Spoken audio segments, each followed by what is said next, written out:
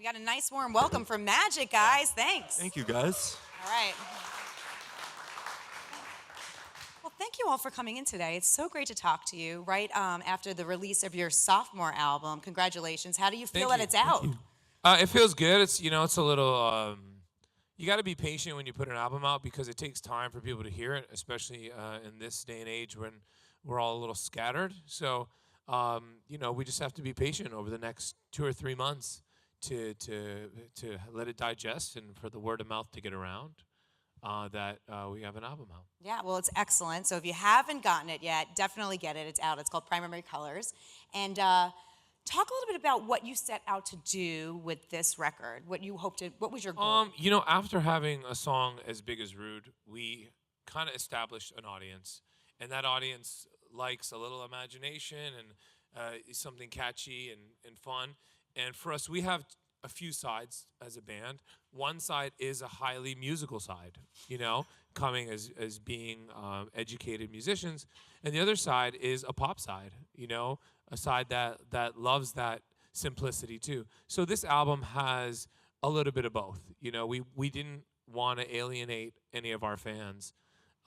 So yeah, it's really just like, it's a friendly handshake, it's like a fun, musical, catchy album that we're very proud of.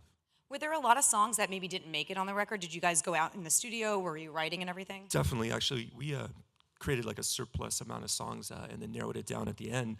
And that was, in some ways, no, I'm not going to say a point of contention between us, but we definitely had a lot of discussions about which songs could make it onto the 10. I think we had close to like over 80 ideas produced up and written and voice notes and such, and then reduced it to 10 to try to make a cohesive album. Yeah, 10's a good number. That's a good, solid number. Yeah, it would be attention span. If there was more than 10 songs, I don't know if I'd listen to all of them personally. Can you talk a little bit about Red Dress? We saw the video here, and talk about the meaning of that song and what, because it stands for something. It's about inclusion. Yeah, I mean, Red Dress is a classic song. It's a song about a guy waiting on a girl to get ready, and then when she looks great, he wants to take her clothes off, It's really just a fun song. But when we made the video, we felt like whenever you make a music video, especially after we had one of our videos has almost had 1 billion, and our other videos have like 50 million each, we're like, you know what? We are a part of the popular culture, and we should have a message in our videos if we can have a message. And I just felt like let's have girls of all colors and sizes and ethnicity, and to show that we're all connected and that we all look good in the red dress, and it's about everybody. Because I'm not the biggest fan, to be honest, of the half-naked posing on Instagram of girls. It's like, I get it. Sometimes it's like, oh, you look nice, but it's not really great for the future of our daughters and girls. So to show the classiness, hopefully can affect people in a positive way. I love that. I love that you made the video into something that, has a message and everything. That's really, really cool. Lay You Down Easy is a track with Sean Paul. Yeah, that's cool. So how did that come about with Sean Paul doing a guest spot on it? How did that come about, guys? Yeah. Oh, Who knows? Who knows how it came about? The song was being written, and it kind of gone through a bunch of different sounds and ideas and different production ideas that we had, and eventually it settled into the groove that you kind of hear, and we thought, wow, this would be perfect with a guy like a Sean Paul. And so we put the call out, and he turned out he's a fan of the band. He loves our music, and he was like, I'd love to be on the track. And he killed it. I mean, he killed it. Like, we emailed it to him, and because he was in Jamaica, right, in his studio? I think Jamaica or Miami, yeah. One of these exotic places. And he killed it, and we sent it back, and we said, could you just sing the hook as well? And he came back with that as well, and we loved it and kept it. And then we shot the video with him as well, which was actually at Alex's house. And that was our first chance to really meet him in person and hang out. And he was cool then, too. We really got along, and hopefully we'll get to perform the song with him some point soon. Yeah. Anything in the works, maybe? Something we can see? Not yet. All right, Sean Paul, if you're listening. Sean Paul, if you're listening, meet us at this address. Primary Colors, is there a meaning behind that as the title track of the record? It seems like it has to mean something. It's actually a double meaning, really, because you have a lot going on when you're traveling the world, and you feel like you want to constantly evolve, but sometimes you're actually going backwards when you're forcing evolution. So we wanted to go back to the primary colors, to be simple and to be, sophisticated in a simple way and to not overdo it, And also in my personal life, I started a family recently. So for me, I had to simplify to, when you take on, too much in life, you need to go to a simple place and have those basic 101 conversations again to not lose each other in all the nonsense. Well, congratulations on the family. Can you Thanks. talk a little bit about how that's changed things for you? Yeah, I had a baby boy. I had a son. His name is Noah. He's very cute. Thank you. Yeah, so cute. He actually he came out looking exactly like me now, with a full beard. And taller, 5 feet taller. I made out with this girl. No, I'm kidding. You want to hear from the very beginning. Here's what happened that night. So yeah, there's the album in itself, has those two things. It has the kind of fictional craziness, and then it has songs that sound fictional crazy. Like there's a song called No Sleep, but that was my actual life. I actually wrote it on the day of my son's birth. Really? Yeah, where it was like, I get no sleep, And a lot of people are like, what are you going to write on the day of, when your son is born? And I wrote, I get no sleep, so.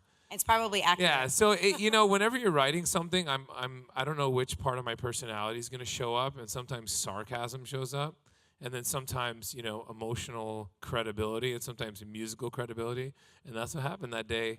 I was pretty sarcastic. So the song's fun. It's a lot of fun, and it's got this really cool 3-part harmony in the verses, and it's really fun. There's a lot of fun songs on the record. I like Gloria. That's a fun song with Gloria. but not that Gloria.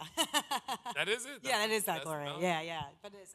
So what can you tell me about Gloria and the Oh, man. behind that song? Because Gloria, by the way, is my favorite song. is it? Oh, see, I Yeah, picked the best one. because That's the best song I like too. Gloria is like just fun. I mean, we actually kind of jammed as a band writing it with our producer Adam Messenger, and and it was like, it's just a song about a cheating girl named Gloria. It's one of the fictional ones, and it was just fun to have this kind of really cool arrangement, this kind of band arrangement, but then have this zany song on top of it with these great harmonies, and it's a musical accomplishment in a pop world, in the world that we're in, which is this competitive world. It's an accomplishment for us, and we hope to make it a big hit.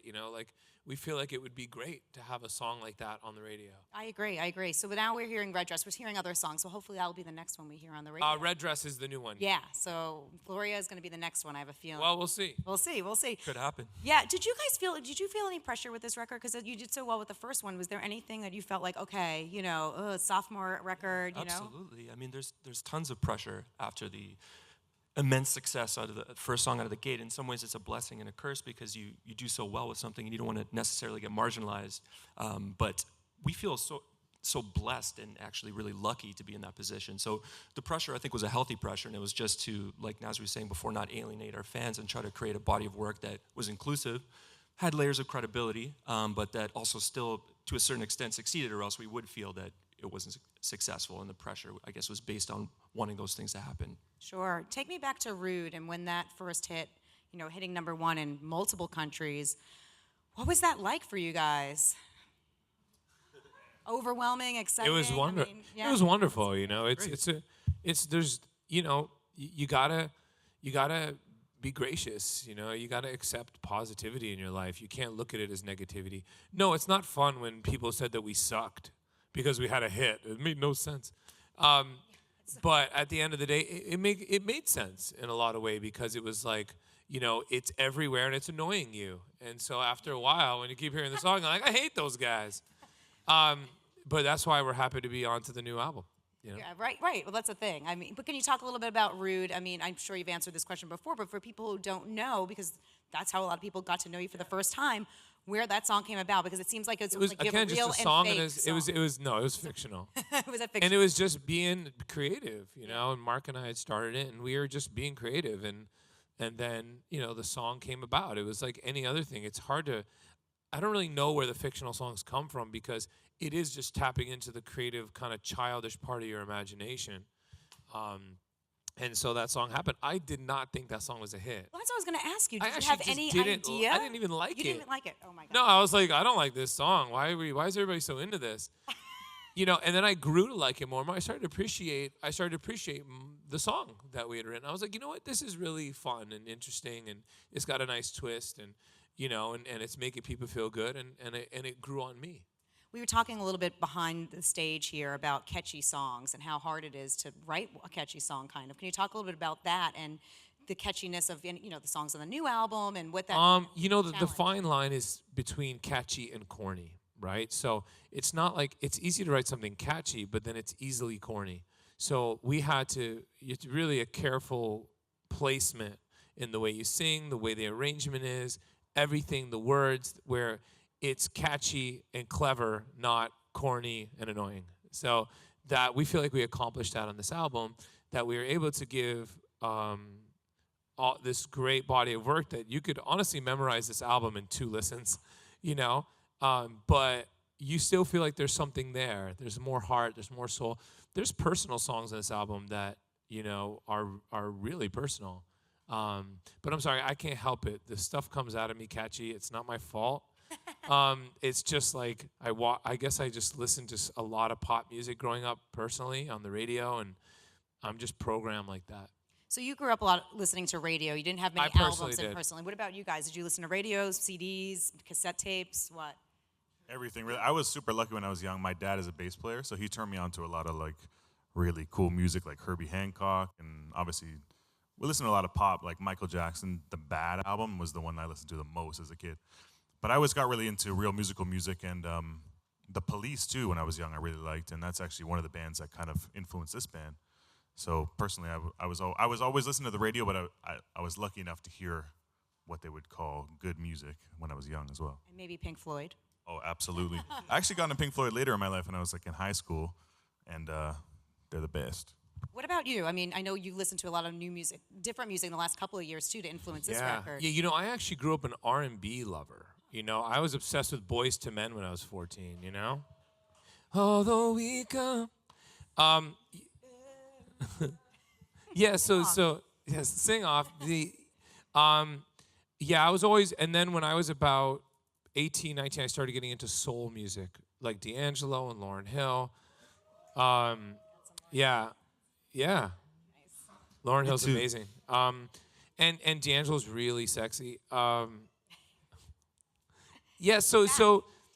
then I moved to New York, and I actually had a dance background, so I started training as a dancer in New York, try to just, work on my craft. And somebody told me once that I sounded like James Taylor, and I was like, oh, who's James Taylor? And I was like 19, 20. I didn't really know it, but I didn't know that I did know, like, most of his songs. And I was like, oh, I loved it. Then I started falling in love with folk music, and then my voice started changing. And of course, I knew all the Police stuff and the Sting stuff, and I'm like, you kind of sound like Sting these days. And my lady was like, you should start a band. And it's like, it just keeps evolving. But like, my favorite singer is Stevie Wonder. Oh, yeah. Songs in the Key of Life changed. Songs in the Key of Life changed my life as a songwriter, because I was like, wait a second, you could be musical and catchy in this, but you got to grow into that, And luckily, I have these great bandmates who are that talented that I can make that. That's inspiration. Some crazy stuff. Yeah, so we got Stevie Wonder, we got some old classics for you. What about you guys? What was your inspiration? Well, I mean, I grew up listening to a lot of different styles of music, but I really liked, I guess it was super into classical music and jazz music. It was weird because I was not saying opposite background, because I was also affected by a lot of pop music, but I didn't actually like pop music that much. I was more into other styles of music, and I felt, I guess as far as that genre is concerned, though, I always loved R&B. Myself, my favorite singers were Donny Hathaway and Lauryn Hill as well. Listen to a lot of gospel music. Kim Burrell is a huge influence. I think she's just the best singer ever. So basically just that kind of stuff, but a lot of other things as well. The Beatles catalog I checked out, and that type of thing. And Stevie Wonder is also, like Naz was saying for himself, he's also my favorite artist. I think it's just, I can almost cry when I listen to his music sometimes. It's that deep and sophisticated, beautiful, elegant, and what do you like, Ben? Yeah, no problem. Yeah, go ahead, please. Keep Love going. it. I don't want to keep on ranting on. Yeah, Stevie Wonder. The guys know my favorite band of all time is the Beatles. I mean, that doesn't make me special. That's not a very unique opinion. Clearly, you all love them too. But I'm also kind of the hippie in the band. I love the Grateful Dead and the Allman Brothers, and you can applaud them if you want. It'll be one guy. Don't be shy, crowd. He loves And- fish. Yeah, I do. I love, but also jazz. I mean, I went to jazz school, and we were just listening to Brad Maldau, who I love, and Pat Metheny, who I love, and I don't know. I could go on and on and on. But it is a mix of jazz, a mix of pop, and that's one thing we all kind of appreciate, all of it. It's just like you do see that we cross paths in a lot of similar places, like Stevie Wonder, like the Beatles, like jazz music, all of it. So that's kind of why you get that sound you get on the record and all our music and our live shows too, is because we just love everything and we want to play it all and write it all. So we hope you like it. That's the thing. I mean, you can't really. I wouldn't be able to place you guys as like a certain type of music, right? I mean, You couldn't really place Stevie Wonder, and you Right. couldn't place and like it's funny because like it's pop, but it's to me the better side of pop, which is that we are playing our own instruments, we are writing our own songs. This is our creativity. This is what we do. This is not like somebody's not writing it for us. We're not fabricated. We get up and schedule it all ourselves and show up and do it and mix it and and work with we're like musicians and engineers and songwriters and producers and so you're really hearing our blood, sweat, and tears. And there's a huge, I mean, it's obvious, and in some ways don't even need to say it, but there's a through line of reggae that's present, obviously, in Rude, and that is also the case in Red Dress. So that is definitely a style of music that we all love and appreciate, but we never actually thought of ourselves as an authentic reggae band, which we are huge fans of authentic reggae bands, but that was never really our sound. So in a way, we're trying to not move away from that, include it, but make obvious too a fusion and appreciation of all genres as opposed to one thing specifically, and just continue to deliver that exact same thing every time. Well, it's totally. I mean, just based on all of your influences here that you mentioned, you can hear it. I mean, it's amazing. You guys have been playing some live shows. I know you recently played in Orlando, just a few days after the tragic shooting at the gay nightclub. Can you talk a little bit about what that was like? I know you put together a compilation video for fans. Yeah, you could actually feel it there. It's it's surreal. That is a lot of people being shot. That's not a joke. Like that's an insane amount of people. To take your issues and anger out on.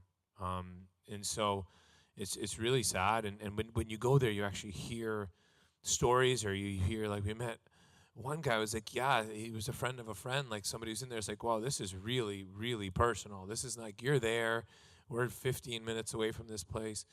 And but the spirits were good. Everybody was having fun at our concert. It wasn't like, people are moving on. You have to move on with your life and be positive. My main thing, and why, someone on our team made that video, and because they were very affected, and it's a beautiful video, and why we said, yeah, we should put it out, is we don't want to stop the conversation about what happened, because, no, we're not politicians. We don't know everything about what's going on, but, there has to be a level of responsibility to this problem with guns and violence, and if we can help and just keep it going, everything helps.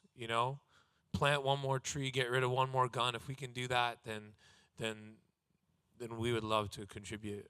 Yeah, and it was really nice to see how everyone really came together, there and everywhere else. So that was kind of a nice light through that, tragic situation. It would be shocking if we didn't. Yeah, right. Yeah. So you're playing a lot of shows. Can you talk about what we can expect on tour, and what do you like about touring, really? Lots of nudity. Yes. No, we're Poor guy sleeping in a bus, butt naked. We're still actually figuring it out. We're playing shows and we're kind of adding songs and rehearsing the album, but the album is kind of just as new to us as it is to everyone. So we're really trying to learn what makes these songs tick and how to open them up live and make it fun for everyone. But definitely we'll be on the road in the fall, and it's going to be fun. It's going to be a lot of music and a lot of sing along and a lot of clapping along, and rude. And rude. Well, you're gonna have to play rude. Well, otherwise you'd be really rude. Of course. Yeah, it was. It's really actually important because we learned on the first album to let the album marinate a little bit before you run out on tour, because nobody knows the music then. And if you have way more fun at a show when you know the songs. Every time I'm at a show and I know the songs, I really do have a lot more fun. So we just want to make sure everybody has a second to listen and not rush a summer tour. And then they're like, I don't know these songs. So the fall made sense. Even though we're itching, we're like, ugh. But we have a lot of rehearsing to do. It's been a busy time. You got to get up to speed on the new tracks. Well, I'd love to get some questions from the lovely audience here. If you want to take it away, guys, whoever has some questions. Hello, thanks for being here. Thanks, can you buddy. describe that moment when you first heard your song Rude on the radio? Australia. Australia, yeah. We were in Australia, and it had already been in the top 5 in Australia. So we were like excited, and they said that it was playing all the time. We got there, and within like 5 minutes, it was playing on the radio. So, and it just, we were like, this sounds good on the radio. We were happy that it felt and sounded good, and we were jet lagged and on the other side of the world. So it woke us up, you know. And the rest of the world up, too. In the U.S.? In the U.S., the first time we heard Rude was in California. We were actually told it was going to play on the radio by a station 104.3 at My FM. Oh, My FM, yeah, that's right. Yeah, but I believe it may have started in Detroit, but My FM was very supportive and played the song. Hi, gentlemen. Thank you for being here. So, what was your worst fan interaction that you had through social? The worst? Social media or physically? The worst? No. There was one. Can I say it? There was one where she was kind of following us in her car. You know? Yeah. And harmlessly, but maybe not, you know? Luckily, we're all pretty big guys, you know? We could beat her up. No, I'm kidding. No, she was, it was a little weird. It was the first time we'd ever been, like, followed. And it was like, why are you following us? This is weird. Please stop doing that. So, it was all good. She was just excited. She was just a super fan. Yeah, and you guys are one famous. time, you know, not the worst thing, but a really crazy thing was a girl passed out in Brazil at a show, fainted because Benton is so handsome. And then, yeah, and we stopped the show. We were like, you know, we'd never experienced that. And I was like, I don't feel comfortable singing right now. Can we get her up? And then we got her up, and she was hyperventilating. Wow. Yeah, It's like the from Beatles or all the something. bad notes. Oh, we have another question out there. Hey all, there's nothing more I love than a good red dress, so nicely done. I grew up watching David Copperfield, so I'm very curious. You guys call yourself Magic. What are a couple of your favorite magic tricks? Can I do this? I love Penn and Teller. Their bullet trick is, I saw them do it live, and I'm just like, I don't get. So Penn and Teller stand across the stage from each other, right? One there. And they do this big build-up, but essentially they point a gun at each other, shoot each other, and they catch it in their teeth. And they've put markings on the bullet so you know it's the real, but it's really the bullet, and they put in that you know it's the real, and you catch it, and you're like, I don't get it. Saw them do it live, watched them on YouTube. That blows my mind. I don't know. But our magic trick, that we just don't have one. We can eat everything. They did just have the hot dog eating contest. And Yeah, we make food disappear very quickly. We're We entirely can make devoid of an magic all-you-can-eat like restaurant. Decide to stop doing that. Be like, we really got to start portioning this. There's really no magic, you know. It's just, I mean, we actually, not to be self-deprecating about our name because we love it, but we never really wanted people to think we're calling our band Magic because we think we're magical or something like that. It was more about I think I'm magical. about the Speak for yourself. right. Speak for yourself, right? No, it was just more about the union, about us coming together and it feeling so seamless. And it was like, oh, it's magic. It was more like a cute kind of thing to say as opposed to like, yeah, guys, check this out. It's magic, you know? Because it feels in a way almost like an '80s cover band name or something. You know? I will say, me and Nazri did actually do a magic trick, basically. One time, the last time we were in New York, if you're from here, you know you get the cheap tickets to Broadway shows, like you line up.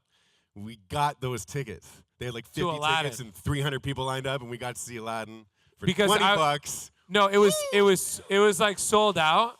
No, it was sold out or whatever. And I'm like, bro, we're not gonna get it. He's like, come here for a second. You need to believe in yourself.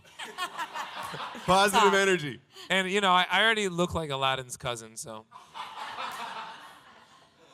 Oh my gosh. All right. Next time we want a magic trick. Alibaba? A real one. We have one more question in the audience. Guys, I'm a huge fan. I have two Thank you. questions. So did you guys coordinate wearing the same similar shoes? And No, it's just that Let's load up. Adidas, Let's load up. Adidas makes comfortable shoes. How did you notice that? You know, we just, I don't know what it is with Adidas. I'm wearing 2 pieces of Adidas right now. I don't know. It's sporty, but yet still vibey. It's working. Can I give you my honest answer for that? Is when we did a video shoot, they provided me with these shoes, and I think they might have done that for him too. So bought these. okay, you bought yours, but I bought mine. defaulted into these. Yeah. do you guys listen to any other male bands? Male bands? Yeah. You mean like Backstreet just Boys? dudes? Like current. You know, or I of really all like, time? yeah, go ahead, sorry. I really like the 1975's album. I thought that was really good. I think he's a really fun lyrical writer. That's the most current thing I could think of that I heard kind of in the pop band world. I love Queen. I listen to Queen all the time. I think Freddie Mercury is a genius. Yeah, I think he's just an absolute genius, and I think he's just vocally insane, you know? And so I'm always trying to be, and I never will be as good as Freddie Mercury, but I'm trying to be as good as Freddie Mercury. It's really hard. But it's like he really pushes me. Well, thank you so much, guys, for coming in today. Thank you for your lovely questions, audience. Thank you, guys. Thank you. One more magic. And get the album. It's out right now, Primary Colors. Thank you, love. Thank you.